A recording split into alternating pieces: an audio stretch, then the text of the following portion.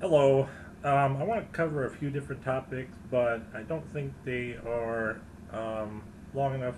I don't have enough to say on them to put them in separate videos, so I figured I'd just condense all three topics into one video and talk about it that way. Um, the first thing is more in Venezuela news. The $5 war criminal, who is the crossbreed of Gargamel and Montgomery Burns, has come out and said that basically justifying Guaido being president because he's not actually president yet, and the 30 days before the 30 days he was allowed to be president voting is only going to take effect once Guaido actually takes into power. In other words, a whole lot of talking around the fact bullshit that's not actually trying to justify a whole lot of shit. In the meantime, I did manage to see a video of what was a bunch of people yelling at a car. I heard the name Guaido mentioned quite a few times. This car was being guarded by people in military uniforms, or at least military-looking uniforms. And I may not speak any fluent Spanish or any Spanish dialect, but I know what mierda means. So, I also find it interesting that Russia sent troops to support Venezuela when Russia's supposed to be the bad guys. Now, I'm not saying the Russians are good guys, but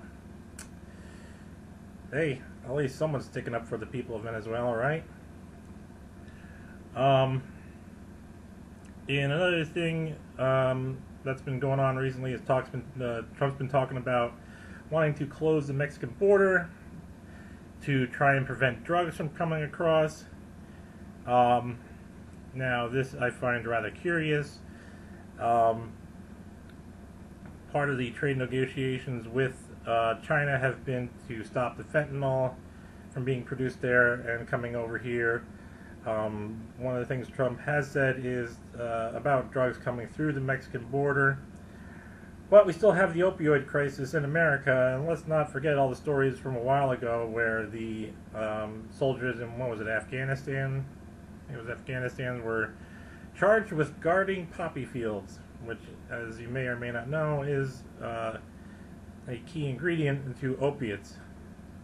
So I have to wonder how much of this closing the border wall is more of competition between drug pushers and how much of it actually is keeping the American people safe from drugs, right? And there's still that whole debate of legalizing whether drugs are legal or not, taking away people's ability to govern themselves or make their own decisions. So, and he said it's going to make the economy worsen, which could just be a way of covering up how the economy is going to go to shit anyways. As I've talked before, yield curve inversion, recession time, blah blah blah. Let's all party like it's the end of the world.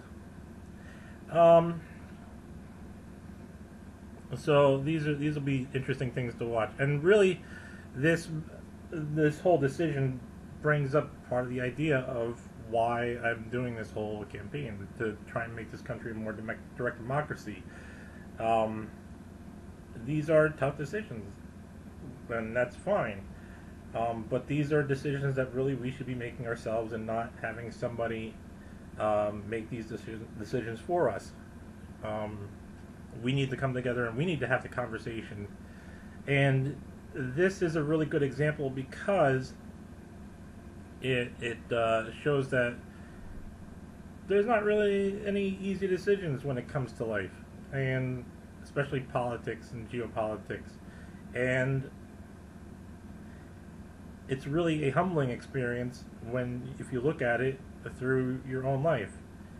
You don't know what situation is going to be better or worse. All you can really do is just make a decision and see what happens, and be ready to change in case you find out that decision turned out to be the wrong one. So, it was for that reason that I wanted to talk about the Mexican border thing. Another fun topic in the news is the whole Golem Heights region, or the whole Golem Heights region. Trump administration saying, "Yeah, it belongs to Israel." Well, like I say, there are only right now there are only three real superpowers in the world: Israel, Saudi Arabia, and China. Especially when you look at who has control over our politicians. Um, it's man, this small little nation state that was created to be a home for people and a haven, just decided it's going to start taking over all the land around it. I mean, if you look how much it's grown, it's actually what, because of all the area that's taken over in Palestine, it's what, 4 times the size now or something like that.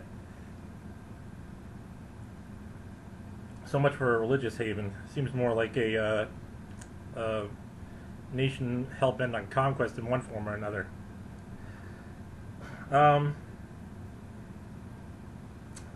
so yeah, those were a few things that I wanted to talk about briefly, and yeah, that's it.